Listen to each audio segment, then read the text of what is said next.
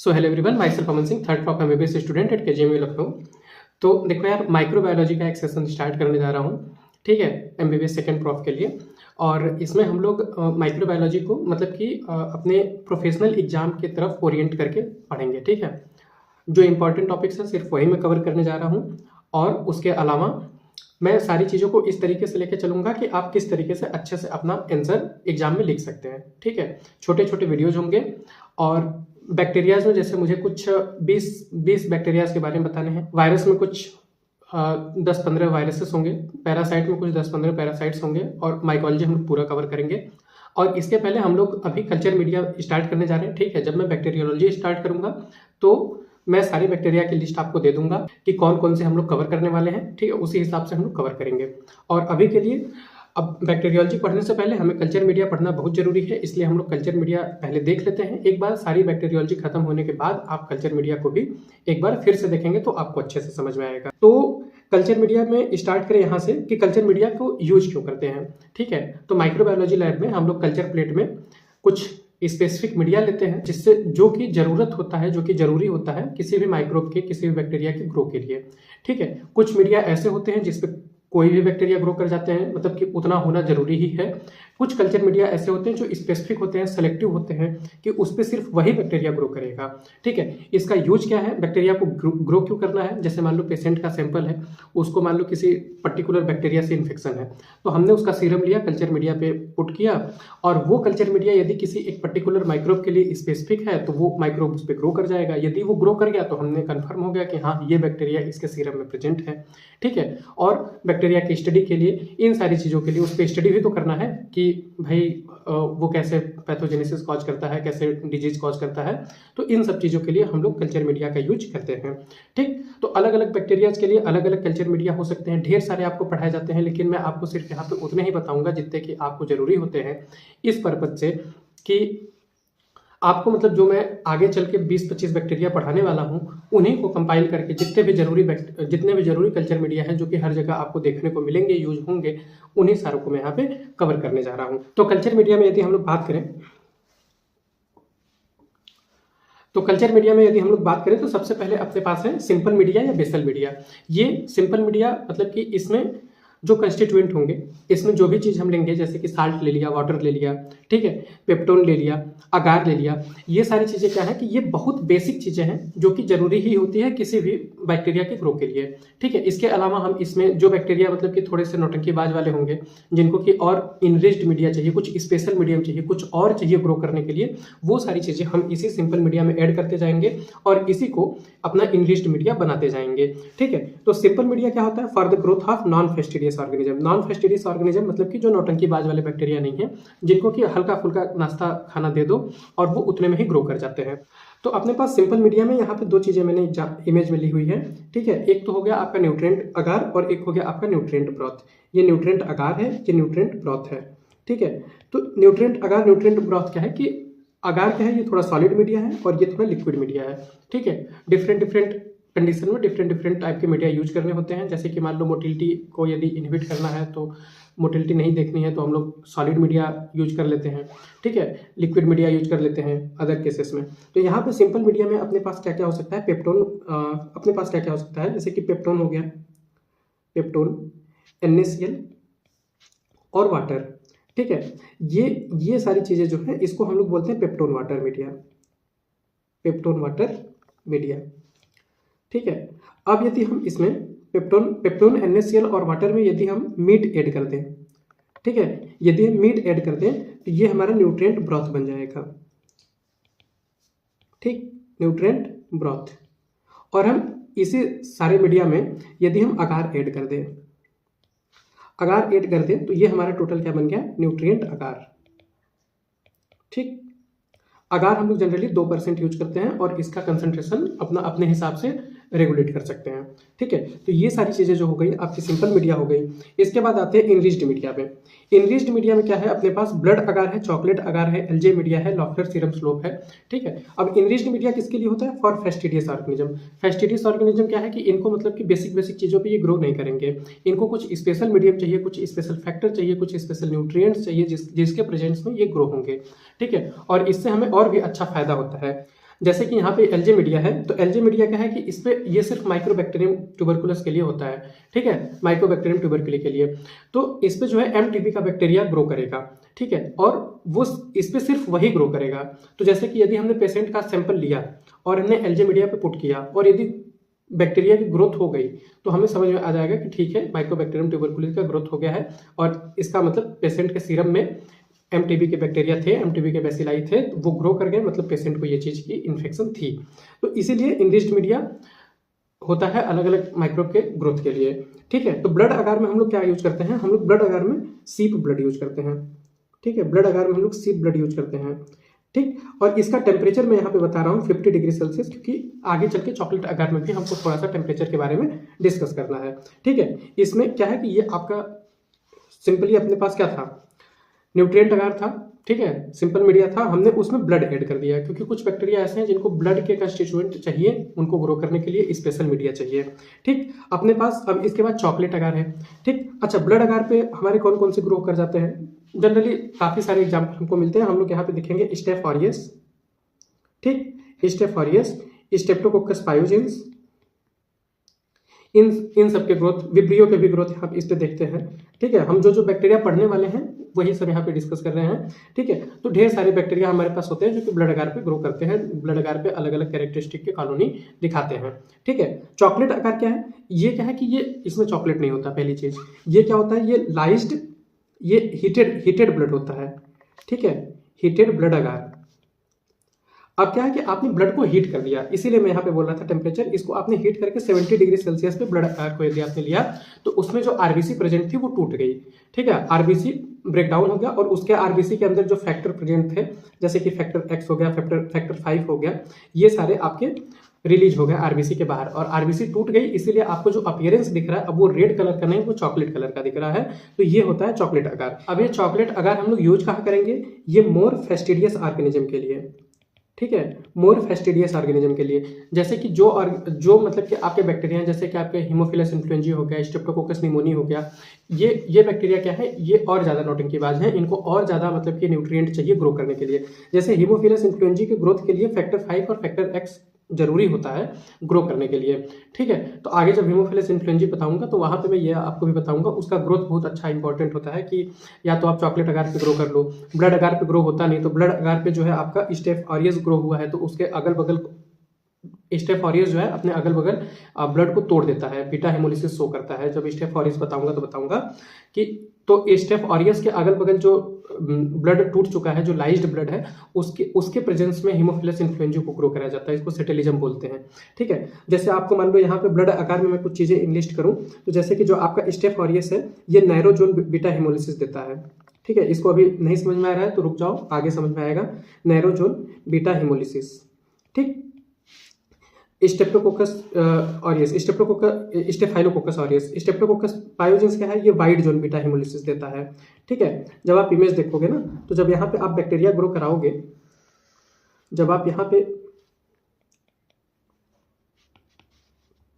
पे bacteria grow कराओगे, तो इसके आसपास की ब्लड जो है वो टूट जाएगी, इसके आसपास की ब्लड जो है ब्राउन हो जाएगी, टूट जाएगी, तो इसी को हिमोलिसिस बोलते हैं कि इसके आसपास आपको हिमोलिसिस दिखता है, और तो आसपास की जो ब्लड होती है वो ब्राउन हो जाती है, ठीक। तो नैरो जोन मतलब कि नैरो रेंज में स्टेफ ऑरियस के आसपास नैरो रेंज में हिमोलिसिस देखने को मिलता है, स्ट्रेप्टोकोकस पायोजेंस के आसपास वाइड जोन में हिमोलिसिस देखने को मिलता है, ठीक है। विब्रियो क्या है कि ये भी हिमोलिसिस कराता है और ये ग्रीनिश हिमोलिसिस कराता है, ठीक है, ग्रीन कलर का अपीयरेंस दिखता है। जब हम डायग्राम बेस्ड देखेंगे सारे बैक्टीरिया में इंडिविजुअली, तो आपको अच्छे से समझ में आएगा। उसके बाद सारे बैक्टीरिया पढ़ने के बाद एक बार जब आप कल्चर मीडिया रिवाइज करोगे तो सारी चीजें और अच्छे से समझ में आएंगी, ठीक है। तो यहाँ पे हीटेड ब्लड अगार होता है, चॉकलेट अगार में हीटेड ब्लड होता है, ठीक है, जो कि 70 डिग्री सेल्सियस पे होता है। फैक्टर 5, फैक्टर एक्स ये सब रिलीज हो चुके होते हैं लाइज्ड आरबीसी में से, और मोर फेस्टिडियस ऑर्गेनिज्म के लिए होता है, जैसे कि आपके ऑर्गेनिज्म हो गए हीमोफिलस इन्फ्लुएंजा या स्ट्रेप्टोकोकस निमोनी, ठीक है, इन सारे बैक्टीरिया के लिए होता है। तीसरा देखते हैं यहाँ से एल्जेमिडिया। एल्जेमिडिया किसके लिए होता है, ग्रोथ ऑफ माइक्रोबैक्टीरियम ट्यूबरकुलोसिस, ठीक है, एमटीबी के ग्रोथ के लिए होता है। इसके कंस्टिट्यूएंट इंपॉर्टेंट है कि इसमें होता क्या क्या है, ठीक है, इसमें होता क्या क्या है, तो इसका एक ट्रिक होता है गेम, ठीक। गेम का मतलब हो गया जी से हो गया ग्रीन मलाचाइट, मलाकाइट ग्रीन होता है, ठीक है। ए से हो गया एस्पार्जिन, एम से हो गया मिनरल साल्ट, और ई से हो गया एग, ठीक है। और जब इस पे एम टीबी मतलब टीबी का बैक्टीरिया ग्रो करता है तो वो जो टीबी का बैक्टीरिया है वो रफ टफ वफ कॉलोनी देता है, ठीक है। इसको ऐसे ही याद कर लो क्योंकि लिखने में अच्छा रहता है, ठीक है। जब आप टीबी पढ़ोगे तो वहाँ पे आपको बताया जाएगा कि ये rough tough Waqf colony produce करता है और इसको 6 to 8 वीक लग जाते हैं, ठीक है। तो इसीलिए हम लोग टीबी के डिटेक्शन के लिए और भी चीज़ें डेवलप की हुई हैं, बैकटेक हो गया, वर्साटेक हो गया, ठीक है, एमजीआईटी ट्यूब हो गया। ये सारी चीज़ें आपको जब टीबी बताऊंगा तो वहाँ पे बताऊंगा, वो सारी चीज़ें डेवलप की गई हैं क्योंकि इतना समय लग जा रहा है, 6 से 8 वीक लग जा रहा है इसके ग्रोथ में। तो पेशेंट ने कब अपना सैंपल दिया, उसको रिपोर्ट चाहिए, जल्दी से ट्रीटमेंट कराना है। अब उससे हम बोलेंगे कि तुम 2 महीने इंतजार करो रिपोर्ट के लिए, तो इसीलिए और भी चीज़ें डेवलप हुई हैं, ठीक है। तो ये हो गया कि यदि हम लोग टीबी के बैक्टीरिया को एल्जे मीडिया पे ग्रो करें तो rough tough buff colony of mycobacterium tuberculosis आपको देखने को मिलेगा, ठीक है। अब लॉफलर सीरम स्लोप की बात करें तो लॉफलर सीरम स्लोप होता है आपके ग्रोथ के, किसके ग्रोथ के लिए होता है? कोराइनिबैक्टीरियम डिप्थेरी के लिए, ठीक है। कोराइनिबैक्टीरियम डिप्थेरी के लिए लॉफलर सीरम स्लोप होता है, ठीक है। अब ये एक तरीके का इंडिज्ड मीडिया है और बस इसके बारे में इतना जानो कि कोराइनिबैक्टीरियम डिप्थेरी के ग्रोथ के लिए हम लोग लॉफलर सीरम स्लोप यूज करते हैं। अच्छा, एल्जे मीडिया में क्या हुआ? एक तरीके का सेलेक्टिव मीडिया हुआ। सेलेक्टिव मीडिया क्यों हुआ? क्योंकि ये सेलेक्टिवली एमटीबी को ही ग्रो करा रहा है। लॉफलर सीरम स्लोप भी एक तरीके का इंडिज्ड और सेलेक्टिव मीडिया हुआ। इंडिज्ड तो सारे ही हैं यहाँ पे, ठीक है। सेलेक्टिव मीडिया हुआ क्योंकि कोराइनिबैक्टीरियम डिप्थेरी के ग्रोथ के लिए यूज हो रहा है सेलेक्टिवली, ठीक। इसके बाद आ जाते हैं सेलेक्टिव और डिफरेंशियल मीडिया कौन कौन से होते हैं। अब जैसे मैकॉन्की अगार हो गया। मैकॉन्की अगार क्या है कि पहले तो इसके कंस्टिट्यूएंट इंपॉर्टेंट होते हैं, तो इसका कंस्टिट्यूएंट जो है इसका जो ट्रिक है वो है प्लांट। तो इसके कंस्टिट्यूएंट में सबसे पहले तो हो गया आपका लैक्टोज, ठीक। लैक्टोज क्यों इंपॉर्टेंट है? क्योंकि ये जो मैकॉन्की अगार है ये डिफरेंशिएट करता है, ये एक तरीके का डिफरेंशियल मीडिया भी है। यहाँ पे मैं डिस्कस कर रहा हूँ सेलेक्टिव एंड डिफरेंशियल मीडिया।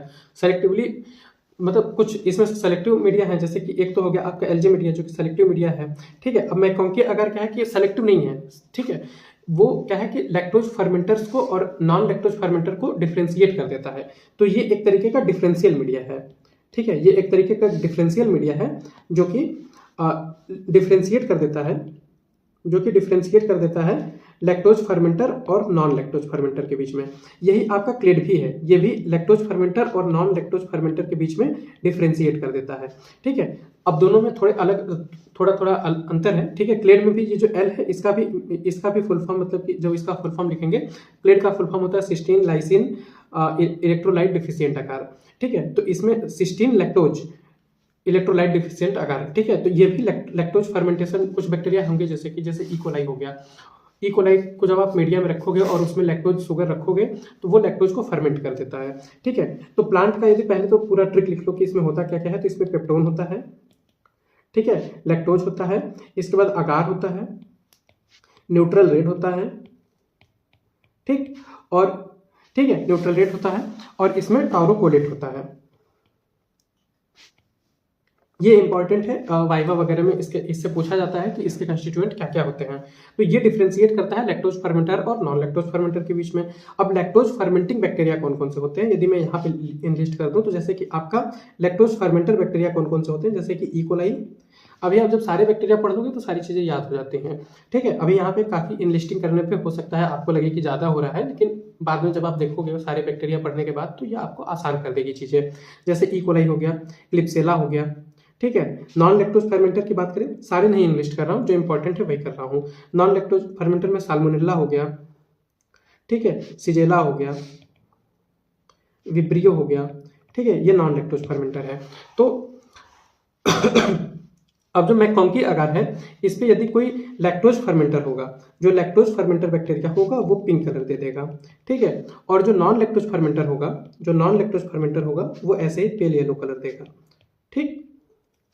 तो अब जैसे कि मान लो ई कोलाई को हमने मैकॉन्की पे ग्रो कराया तो वो पिंक कलर देगा, क्लिप्सेला को ग्रो कराया तो पिंक कलर देगा, ठीक है। साल्मोनेला को ग्रो कराया तो पेल येलो कलर दिखेगा, सीजेला को कराया तो पेल येलो कलर दिखेगा, विब्रियो को कराया तो पेल येलो कलर दिखेगा। वही सेम चीजें होती है क्लेड में, ठीक है। क्लेड का पहले तो फुल फॉर्म आपको जानना चाहिए। क्लेड का फुल फॉर्म हो गया आपका सिस्टीन लैक्टोज इलेक्ट्रोलाइट डिफिशिएंट आकार, ठीक है। तो ये भी लैक्टोज फर्मेंटर और नॉन लैक्टोज फर्मेंटर के बीच में डिफरेंशिएट करता है। यदि लैक्टोज फर्मेंटेशन होगा, ठीक है। यदि लैक्टोज फर्मेंटेशन होगा तो ये येलो कलर देगा, और यदि नहीं होगा तो नो कलर चेंज, कोई कलर चेंज नहीं होगा। तो जैसे कि यदि आप ई कोलाई को क्लेड पे ग्रो कराओगे तो येलो कलर देगा, क्लिप्सेला को ग्रो कराओगे तो येलो कलर देगा, ठीक है। साल्मोनेला, सिजेला, विब्रियो को ग्रो कराओगे तो वो कोई कलर चेंज नहीं होगा, ठीक है। तो इससे आप डिफ्रेंशिएट कर सकते हो कि कौन बैक्टीरिया लैक्टोज को फर्मेंट कर रहा है, कौन बैक्टीरिया लैक्टोज को फर्मेंट नहीं कर रहा है, ठीक है। इसमें इंडिकेटर यही आपका ब्रोमोथाइमल ब्लू होता है। जब लैक्टोज फर्मेंट हो जाता है तो आपको वो येलो कलर में दिखने लगता है, जैसे कि यहाँ पे फर्मेंट हो चुका है।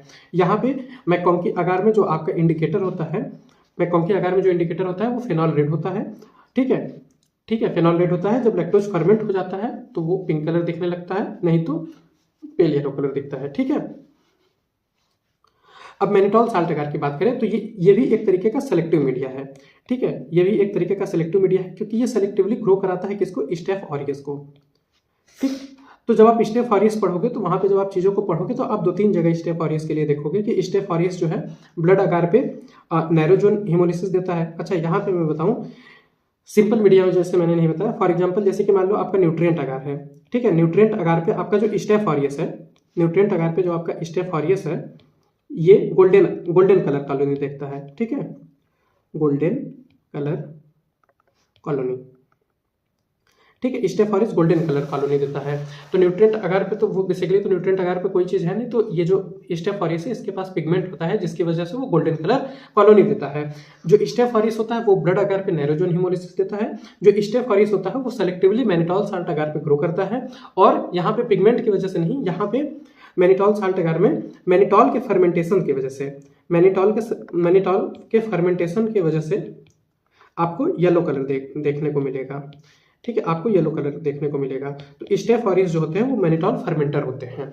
तो आप जब बायोकेमिकल टेस्ट लिखोगे स्टेफ ऑरियस के लिए तो उसके बायोकेमिकल टेस्ट में मैनिटॉल फर्मेंटेशन आप लिखोगे, ठीक है। अभी इसके बाद जस्ट जो अगला लेक्चर होगा बैक्टीरियोलॉजी का, वो इसी पे होगा, मैनिटॉल मतलब कि स्टेफ ऑरियस पे होगा। तो आपको सारी चीज़ें ऐसे दिखेंगी कि स्टेफ ऑरियस के जो लैब डायग्नोसिस है उसमें ब्लड अगार पे क्या दिख रहा है, मैनिटॉल साल्ट अगार पे क्या दिख रहा है, न्यूट्रिएंट अगार पे क्या दिख रहा है, ठीक है, ये सारी चीज़ें दिखेंगी। अब इसके बाद बात करते हैं टीसीबीएस की। टीसीबीएस क्या है आपका, थायोसल्फेट सिट्रेट बाइल साल्ट, ठीक है, sucrose, thiosulphate citrate bile salt sucrose, ठीक है। तो ये जो एस है सुक्रोज, ये यहाँ पे डिफरेंशिएट कर देता है सुक्रोज फर्मेंटर को, ठीक है। ये यहाँ पे सुक्रोज फर्मेंटर को डिटेक्ट करने के लिए होता है। तो जैसे कि अपने पास जो विब्रियो होता है, अपने पास जो विब्रियो है ये सुक्रोज फर्मेंटर होता है, ठीक है, ये सुक्रोज फर्मेंटर होता है। तो ठीक है, तो जो टीसीबीएस है इसको हम लोग यूज करते हैं आइसोलेशन ऑफ विब्रियो के लिए, ठीक। तो विब्रियो को ग्रो करने के लिए, उसको आइसोलेट करने के लिए हम लोग टीसीबीएस मीडिया पे उसको ग्रो कराते हैं, ठीक है। लास्ट में यहाँ पे थोड़ा सा देखो, ये डीसीए या एक्सएलडी, डीसीए क्या होता है, डीऑक्सीकोलेट सिट्रेट अगार, एक्सएलडी होता है जाइलुलोज लाइसिन डीऑक्सीकोलेट अगार, ठीक है। डीसीए और एक्सएलडी क्या होता है, ये फॉर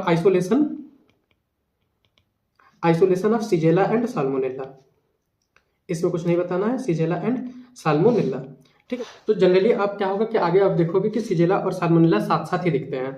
जैसे कि आइसोलेशन ऑफ सिजेला साल्मोनेला के लिए आप डीसीए या एक्सएलडी का यूज कर लिए, ठीक है। और जो आपके सिजेला साल्मोनेला है वो मैकॉन्की अगार पे नॉन लैक्टोज फर्मेंटेशन दिखाएंगे, क्लेड पे भी नॉन लैक्टोज फर्मेंटेशन दिखाएंगे, ठीक है। इसके बाद आप इसको और कहाँ देख सकते हो, एक पेज में यहाँ पे ऐड करूँ, इसके बाद आप इसको देख सकते हो कि जैसे कि इनरिचमेंट ब्रॉथ में सेलेनाइट एफ ब्रॉथ है, ठीक है, ठीक है। टेट्राथायोनेट ब्रॉथ है, टेट्राथायोनेट ब्रॉथ, ये सेलेक्टिव मीडिया है किसके लिए, सिजेला के लिए और साल्मोनेला के लिए, ठीक।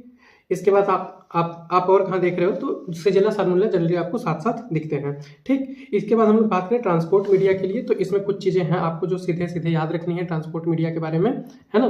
ट्रांसपोर्ट मीडिया में आपका होता है जैसे कि ये हो गया पाइक्स मीडिया, ये किसके लिए होता है, ये स्टेप्टोकोकस पायोजेंस के लिए होता है, ठीक है। वीआर मीडिया विब्रियो के लिए होता है, ठीक है। सेक्स बफर ग्लिसरॉल किसके लिए होता है, यहाँ पे देखो फिर साथ में आ गया सिजेला और साल्मोनेला के लिए, ठीक है, सिजेला और साल्मोनेला के लिए। उसके बाद स्टुअर्ट मीडिया हो गया, ये किसके लिए हो गया, निजेरिया के लिए, निजेरिया मेनिंजाइटिस, निजेरिया गोनोरी के लिए, ठीक। तो ये सारी चीज़ें जो हैं ये ट्रांसपोर्ट करने के लिए, जैसे कि आपने सैंपल कलेक्ट किया, उसमें आप सस्पेक्ट कर रहे हो कि उसमें बंदे को विब्रियो का इन्फेक्शन है तो आप उसको वीआर मीडिया में ट्रांसपोर्ट करोगे। ठीक है, इसके बाद एनारोबिक मीडिया की थोड़ी सी बात करें तो जैसे कि रॉबर्टसन कुक्ड मीट ब्रॉथ होता है। ठीक है, जैसे कुछ बैक्टीरिया होते हैं जैसे कि आपका क्लॉस्ट्रीडियम हो गए। ठीक है, क्लॉस्ट्रीडियम बॉटुलिकम, क्लॉस्ट्रीडियम टिटेनी, क्लॉस्ट्रीडियम पेरिफेरेंजेंस। तो क्लॉस्ट्रीडियम जो होते हैं ये एनारोबिक बैक्टीरिया होते हैं, ये इनको एनारोबिक मीडियम चाहिए ग्रोथ करने के लिए। ठीक है, आगे आप पढ़ोगे कि ये एनारोबिक कंडीशन में गैस गैंग्रीन वगैरह कराते हैं, तो एनारोबिक मीडिया में ये ग्रो करते हैं। तो हमको जब इनको ग्रो कराना है तो हमें एनारोबिक मीडियम की जरूरत पड़ती है। तो रॉबर्टसन कुक्ड मीडियम क्या होता है कि हमने बीफ हर्ट के मीट को लिया और उसे चॉप कर लिया। ठीक है, तो उसमें क्या होता है कि ग्लूटाथियोन होता है जो कि रिड्यूसिंग सब्सटेंस है जो कि ऑक्सीजन को कंज्यूम कर लेता है। तो एक तरीके से आपका एनारोबिक कंडीशन मेंटेन हो जाता है, तो हम लोग एनारोबिक बैक्टीरिया को उसमें ग्रो कर सकते हैं, जैसे कि क्लॉस्ट्रीडियम। ठीक है, जैसे कि क्लॉस्ट्रीडियम, ये क्लॉस्ट्रीडियम क्या होते हैं, ये ऑब्लिगेट एनारोब होते हैं, मतलब कि फैकल्टेटिव नहीं होते हैं, ऑब्लिगेट होते हैं। इनको एनारोबिक मीडिया ही चाहिए ग्रोथ करने के लिए। ठीक है, क्लॉस्ट्रीडियम के जितने भी स्पीसीज हैं। तो जब आप आगे क्लॉस्ट्रीडियम पढ़ोगे तो उसके लैब डायग्नोसिस में आप उसके कल्चर में आरसीएम मीडिया को बार बार देखोगे। ठीक है, हालांकि अब इसको यूज नहीं करते हैं उतना, तो इसके लिए अब गैस पैक वगैरह यूज कर लेते हैं। ठीक है, तो आज यहीं पे खत्म करते हैं हम लोग सेलेक्टिव मतलब कि कल्चर मीडिया को। ये थोड़ा सा लेक्चर बड़ा हो गया। ठीक है, इसके बाद हम लोग छोटे छोटे लेक्चर में पढ़ेंगे एक एक बैक्टीरिया के बारे में। हर बैक्टीरिया के बारे में कुछ चीज़ें, स्पेसिफिक चीज़ें इनलिस्ट करूंगा जो कि आपको आसान करेगी याद करने में।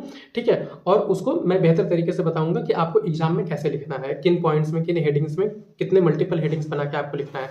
जैसे कि मैं थोड़ा सा बात करूं तो किसी भी बैक्टीरिया को जब आप डिस्कस करोगे तो उसको आप पढ़ोगे कुछ 5-6 हेडिंग में, जैसे कि उसकी मार्फोलॉजी क्या हो गई, उसके विरुलेंस फैक्टर क्या क्या है, उसके हिसाब से वो कौन कौन से डिजीज करा रहा है, उसकी पैथोजेनेसिस क्या है, क्या पैथोजेनेसिस है डिजीज कराने की, उसके बाद उसके लैब डायग्नोसिस क्या है। जब लैब डायग्नोसिस आप बात करोगे तो उसमें आप बात करोगे कि इसकी माइक्रोस्कोपी में कैसा दिखेगा।